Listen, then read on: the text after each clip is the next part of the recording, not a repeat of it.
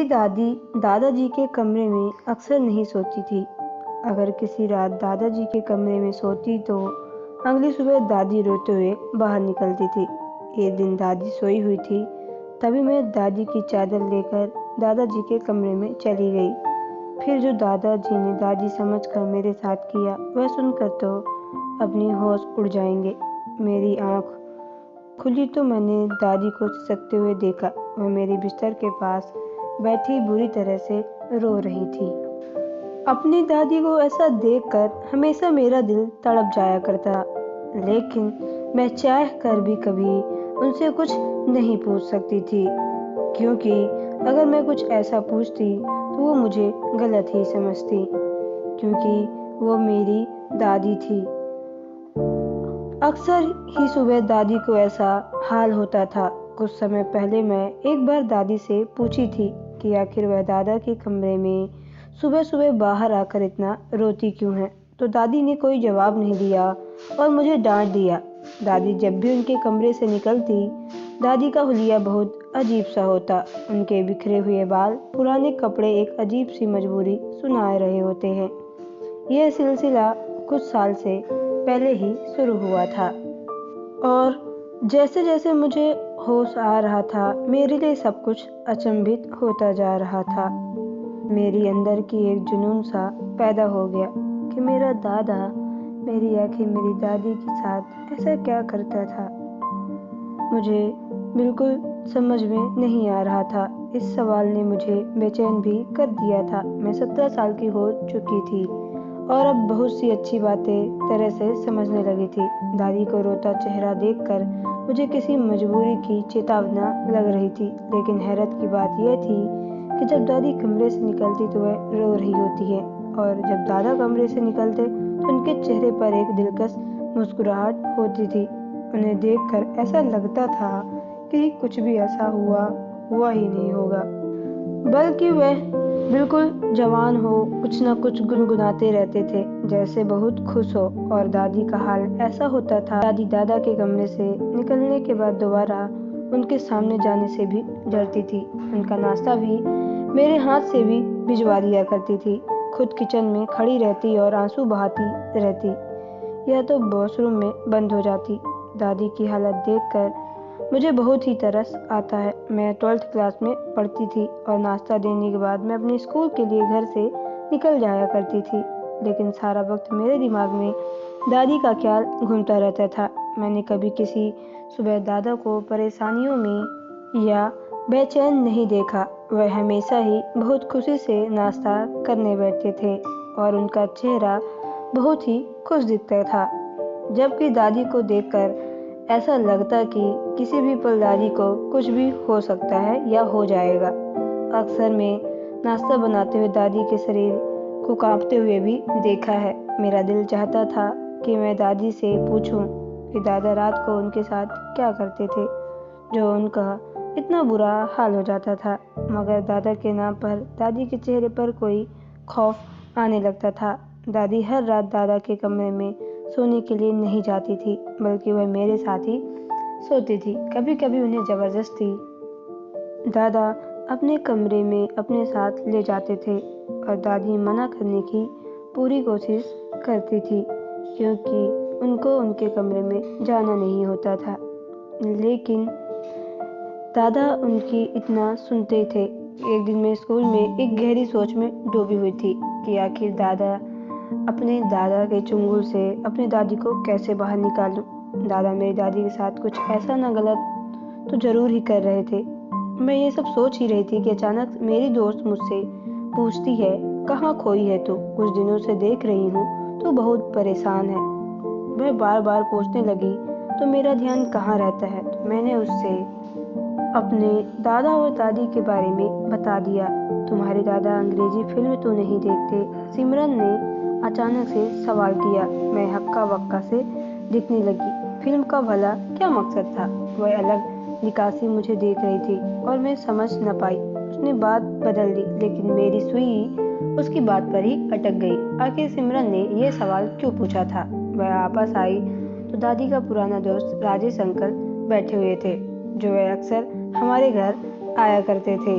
दादी की बचपन से ही उनकी दोस्ती थी। एक दिन दादा की आवाज़ मेरी कानों में पड़ी, जिसमें मोहब्बत की मिठास थी। मुझे नहीं जाना तुम्हारे साथ, तुम हमेशा ऐसा ही करते हो। दादी ने एक बार फिर इनकार कर दिया। तुम ही सोचना चाहिए, हमारी पोती जवान हो गई है, लेकिन तुम्हें इस बात से कोई फर्क नहीं पड़ता। दादी ने धीमी लहजे में दादी को जवाब दिया। दादा ने जबरदस्ती दादी का हाथ पकड़कर उठाया और अपने साथ लेकर चले गए। मुझे अजीब सी घबराहट होने लगी थी। दादा दादी के साथ जाने में क्या करते थे, और सिमरन की अंग्रेजी फिल्म वाली बात भी मेरे दिमाग में अटक गई थी। फिर सुबह जब दादी कमरे से बाहर निकली तो उनका कपड़ा फटा हुआ था और बाल बिखरे हुए थे। देखकर ऐसा लग रहा था कि उनके साथ बहुत ही बुरा बर्ताव किया गया हो। मैं ये सब देखकर मैं डर सी गई थी। मुझे लगा कि शायद मैंने कोई गलती तो नहीं कर दी जो मैं ऐसा कुछ देख रही हूँ। ये सब मुझे मेरी आंखों के सामने होता हुआ बर्दाश्त से बाहर था। मैंने अपने दिल को ठान लिया था कि दादी की हकीकत जानकर रहूँगी। इसलिए मैं एक दिन अपनी दादी का चादर लेकर दादी के कमरे में पहुँच गई। दादा के कमरे में धीमी वाली लाइट जल रही थी, इसलिए दादा मुझे समझ नहीं पाए कि मैं कौन हूँ। दादा ने कहा, मेरी खुशनसीबी है कि आज तुम बिना बुलाए मेरे कमरे में आई हो। दादा बहुत खुशी से ये बात कहते हुए मेरे करीब आए, मेरे कंधों को पकड़कर अपने बराबर पर बैठा लिया। दादा के बराबर में बैठकर मेरा पूरा शरीर कांप रहा था। मैं जानती थी कि इसमें आगे मेरे साथ क्या होने वाला था। मैं बहुत ज़्यादा डर रही थी, लेकिन आज मैं पूरा सच जानना भी चाहती थी। दादा बहुत ही मोहब्बत से कहने लगे, पोती जवान हो गई है। यह बात कहकर तुम मुझसे इस कदर दूर हो जाओगी कि मुझे तुमसे अपने कमरे में ज़बरदस्ती लाना पड़ेगा। मेरा भी तो तुम पर कुछ हक है। मैं मानता हूँ हमारी पोती जवान हो रही है, लेकिन मैं इतनी भी छोटी नहीं है कि वह समझ ना पाए कि एक पति और पत्नी के कमरे में रहते दिन भर करके तो थक जाती हूँ। चल अब तुम मेरे साथ सो जा। तुम्हें देखने के बाद मेरे दिल में सुकून मिल गया। यह बात कहते हुए दादाजी अपने तकिए पे मुझे सुला देते हैं। अंधेरी की वजह से वो मेरा चेहरा अच्छी तरह से नहीं देख पाए थे। कुछ ही देर में वह खुद सो जाते हैं। मैं सोच ही रही थी कि दादाजी ने तो कुछ नहीं किया। तब दादा अपनी गहरी नींद में होते हैं तो मैं तभी चुपके से उठकर वहाँ से अपने कमरे से चली आती हूँ। अब मैं मन ही मन ये सोच रही थी कि आखिर माजरा क्या है। इसलिए मैं जब सुबह स्कूल के लिए निकली तो स्कूल न जाकर 1-2 घंटे अंदर चुपके से घर लौट आई। अंदर इस तरह आई कि किसी को कुछ पता ही नहीं चला और अपने कमरे में बैठी रहती हूँ कि अचानक राजेश अंकल मेरे घर पर आते हैं। तो मैंने भी सोचा कि हो गया, वो अंकल ही हैं। मैं अपने कमरे में बैठी बैठी सुन रही थी कि मेरी दादी राजेश अंकल से बातें कर रही थी। मैं गौर से सुनना चाहती थी कि वह क्या बोल रही हैं। मैं अपने कमरे के बाहर निकली तो दादा दादी कमरे में बाहर आकर खड़ी हो जाती हूँ। मैंने दादी के मुंह से जो बात सुनी, वह सुनने के बाद मेरे पैरों तले से जमीन खिसक गई। दादी कह रही थी कि वह दादा को छोड़ देंगी और राजेश अंकल के साथ शादी कर लेंगी। यहाँ तक कि वह बोल रही थी कि अपनी ही पोती के सामने मैंने उसके दादा को बदनाम कर दिया है। मैं जानबूझकर सुबह सुबह ऐसी हुलिया बनकर आती हूँ उसके सामने, ताकि वो मुझे गलत ना समझे। वह मुझे देखकर ऐसा महसूस करे कि उसके दादाजी मेरे साथ बहुत ही बुरा हाल करते हैं। ये सुनकर मैं दंग रह गई। अब मुझे समझ में आया कि दादाजी दादी को धोखा नहीं दे रहे थे, बल्कि दादी दादा को धोखा दे रही थी।